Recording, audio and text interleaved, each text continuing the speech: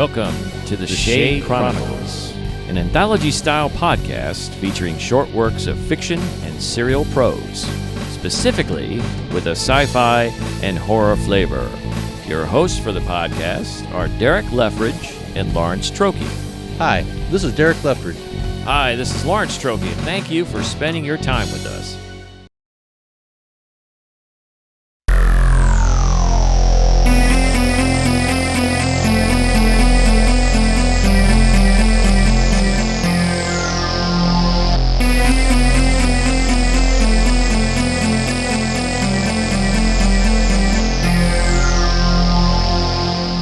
Escape Week by Derek Leftridge.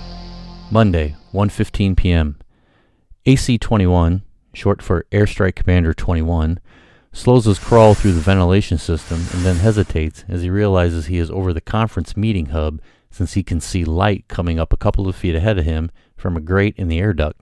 There's a very important discussion happening below he was not invited to, so he slowly lays flat and turns his head to the left so he can eavesdrop with his good right ear. Down below in the meeting hub are elite council members and airstrike majors from their planet, Moonrise, also known as Earth-5, along with 3 alien engineers and their critical affairs spokesperson from the planet of Lagray. They are having a secret closed meeting about a crucial decision involving both of their planets and their inhabitants. The discussion is about an arrangement between both planets in that Lagray will help protect Moonrise during the solar storm season by sharing their technology to help increase life expectancy by 15 years by eliminating diseases by 70%. In return, Moonrise will give them special access to the rich variety of elements found in their soil that will in turn help their communities survive another solar storm. Unlike the last one that affected their atmosphere and caused half of its population of alien communities to perish because of a drastic change caused by poisonous gases to surround their planet. To humans, this gas would not have had any effect, but with the biological makeup of alien nervous systems of those on Lagray, it was a deadly toxin that took its toll. As the discussion goes over the details, the crucial part of the plan is announced, and this causes AC-21, listening in the ductwork above, to have to physically put his hand over his mouth to stop from gasping in horror. It is explained that with the trajectory of the storm's path, Moonrise will be in the direct area of the destructive storm stream at the time the storm will be coming to an end, but with this type of storm, the end is the worst part because it ends with a huge destructive explosion. With the technology introduced and accepted as commonplace to protect planets and adjust their gravitational pull from the 3001 Galaxy Conference, this system can be used. However, even though the technology exists to nudge and or bump planets out of the way of serious storms and destructive events, the positioning of Moonrise being at the end of the storm stream and most impactful part will mean additional measures will be needed along with the sanctioned technology. A solution by the research from the Alien Council of Lagray is that a manufactured minimal asteroid field will need to hit the planet of Moonrise in a specific area to get it out of harm's way of the storm at the same time as the technology is used. The part that causes AC-21 to clap his hand over his mouth is that this will destroy all living things and scorch the environment of the planet Moonrise in the area of the asteroid's contact, and overall affect a third of the planet of Moonrise. However, the engineers from Lagray explain that even though this will be a terrible thing to occur, they have a way to quickly replace the environmental, systematic function and survival of Moonrise after the impact of the asteroids. Their experiments on the elements of Moonrise will advance recovery from many to only 2 moon cycles. One of the Moonrise Council members summarizes, let me get this correct, in addition to the replacement planet technology used to move planets, an asteroid field will need to hit the southernmost part of our planet. This needs to be done to get it completely clear of the solar storm ending explosion that would ultimately destroy our planet. But you have a way to repair and replenish our environment in that area because of research of our elements exported to you in about 2 years rather than 2 or 3 decades. All members of the Lagray group nod in unison. Wednesday, 9:10 a.m. In the same meeting hub from 2 days ago, a morning briefing is occurring. Again, AC-21 is in the ductwork above. One of the Moonrise Council members announces, we have a communication transcript that was authenticated from the most recent airstrike team reconnaissance. It reads, on the 23R.FLY8 trip around the perimeter of the Moonrise planet, approximately 5 sectors away, the storm is showing signs of growth and intensity, and our airstrike team will not be able to make another safe recon trip until the season is over, since the instability will be worse out in the buffer zone in a matter of days, so we need to escalate the decision on the inevitable situation. The council manager replies with a decision. At this point, the only option to avoid overall extinction is for those in the maximum result area to leave and go to the safety of a space station base. The station is in the third quadrant of Aenir's star collection, which is out of the way of the concussion impact. The time to get to the space station base is a 2.5-day trip. All impact area individuals can go in the 2 transport vessels comfortably, but must stay in the space station for no less than 2 years until research, testing, and cleanup can be done for the area for a safe return. Also, there is only room for each person or family to take a limited number of items for the 2-year-long furlough. After this meeting, there will be an announcement made to the evacuation individuals that they will need to be ready to leave Moonrise no later than Friday at 11 a.m. AC-21 climbs out of the air duct, where he has spent time listening to official negotiations, and down into a computer server room, and is startled to hear someone say, "AC-21, is everything okay?" An individual in an official Lagray planet blazer with the planet's insignia over the left pocket asks, stepping out of the shadows. AC-21 gasps and says in a quiet yell, "What are you doing in here? I was going to meet you before you left the planet in an hour." The Lagray official explains, "Unfortunately, things have changed and they are sending me back before the others in about 15 minutes. I will need your information now to take back with me." "Okay," AC-1 announces. "I have the updated navigation and logistics of the element underground storage area under the impact zone. Isn't this information unnecessary since your people and mine have made the deal this week to share in the element export and use?" "Yes, we have the agreement," the Lagray official confirms. "However, as you and your rebels know, your government can be delayed with their information, and the coordinates of the new location of the storage is an example of this type of delay. We want to make sure to lessen the asteroid impact for the nudging in the area where the elements are stored to protect them." AC-21 replies, "Okay, but one more time. As you mentioned, there will not be any poisonous gas evaporation from the impact to affect any humans or living things.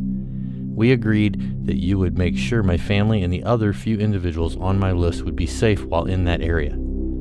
Again, they need to be in that area to begin setting up for the rebellion before our government of hypocrites and arrogant assholes gets there and starts putting things back the way they were. We, the people of Rise, are going to use this emergency evacuation to take back our planet.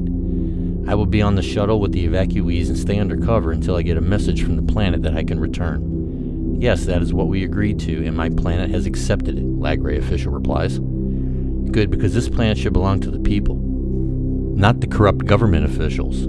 It is a very fortunate thing you and I met on the planet of Narvo during the Surveillance of Atmospheric Forward Evolution Conference." "Indeed it is," the Lagray official affirms. Later that afternoon, AC-21 enters his dorm home at the officer residence tower where he lives with his wife, mother, and young daughter. He sets down his bag full of work documents and laptop computer and calls his family to the dining room area for a full discussion. He begins, "I want you all to know I love you dearly, and all I work for and live for is to be a better person for you all and to advance our family way of life. As you know, being part of the Rise organization, we do not support any of the Moonrise beliefs and standards when it comes to the governing of this planet. Even though I work for this planet's military force, I do not support them, and as we discussed last month, I will be going undercover on a mission that will start this Friday. You all will stay here, but will need to go with the other families of Rise to the bunkers in the mountains area for safety." His wife stops him and asks, "Why can't we stay in our home? Why do we have to leave to the bunkers near the impact area?" AC-21 elaborates, "It is because of the decision our government has made with the Lagray that we will be part of a planet movement action that will cause some minor destruction to the planet for the betterment of the planet." His wife interrupts again, "Yes, dear, we know about that, but we thought our area was out of the path of destruction and we would be safe here." "You're correct, but I have inside information that the Lagray want to remove our government and become the custodians of Moonrise to help the people of this planet." AC-21 expands further. The Rise will need to be in the immediate area of the destruction to be able to advance the recovery and reclaiming of the area before our government returns. So once our government comes back to Moonrise to start their cleanup and eventual control again, the Rise will already be in control, and with the information I have given my Lagray contact, they will help us end our government stronghold, and we will have our planet back as it should be. What information did you give your contact that is so important to them? His wife inquires. The updated location of the element storage area to make sure it is protected, and all of you and Rise individuals are also, AC-21 answers. Friday, 12:25 p.m. While flying through space at Mach 7.89 speed, the shuttle begins to react to turbulent bouncing, dropping, and shifting, causing individuals on the shuttles to cautiously look around or down, and many to grip their support harness for security. This episode causes an announcement over the public address on each shuttle to be made. Please report to your stations or pod section and secure in as we make our way through this Sunsettle episode.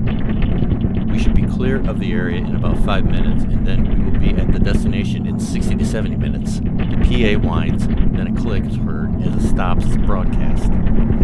Even though subtle, the passengers on the shuttles can hear the abrupt moans and bangs as the ship moves and adjusts to the unsettled environment outside of the shuttle. Communication observers on each shuttle can see the cause of the turbulence and report to the main commander of each shuttle the same observations. We are currently on the northern end of the directed asteroid shower that has a determined trajectory to planet Moonrise. The size and amount of the manufactured asteroids have been confirmed to be 5 times more in quantity and in a much wider pattern than our dictation reports show from the previous meetings. Per calculations, this size of an asteroid advancement will not concentrate on one part of Moonrise as previously agreed, but will hit multiple areas and destroy all resource individuals that remain in all of those areas. The communication is stopped abruptly. The main commanders of each shuttle look to their crew and announce, "There's no turning back now. We have to finish this flight to the space station. Once we get there, we will contact the Council of Lagray and get to the bottom of the change of information." Friday, 1:50 p.m. After landing at the space stations, all are surprisingly met with representatives from Lagray. As everyone looks confused, the Lagray spokespersons announce, "We of Lagray are glad that you have all made it to the station, and we want you all to know you are safe from the solar storm, as we of Lagray are. You see, your planet has many riches that we need to survive, and we will need you all to help us mine for those resources. You're a chosen group of special revolutionaries who will be rewarded with life, unlike those left on your home planet, who are being eliminated. Once the unsettled solar season ends, you'll go back to Moonrise, or should I say Gullray, our new resource planet. And you and your family will work on getting us what we need. And in turn, you can work, live, and rejoice in the knowledge that your people were sacrificed so all of you can be part of a superior race." In shock, all the evacuees look at one another, realizing this was never going to be a cooperation between two planets, but a way to get slaves for a devious alien race. The Lagray representatives continue. "Now do not worry, you all have survived, and will continue to survive because of the great decision we have made, and with help from one of your own. Those remaining on Moonrise will be missed, and immortalized as soon as we can locate all of them. Earth 5, also known as Moonrise, will be enhanced and brought to the top of the Planet Council listing as we create Gullray from its ashes and destruction." The representatives from Lagray raise their left hands and chant simultaneously, "Gullray is the way! Gullray is the way!" Airstrike Commander 21 puts his hands up to his face, covers his eyes, and whispers to himself, "No. No.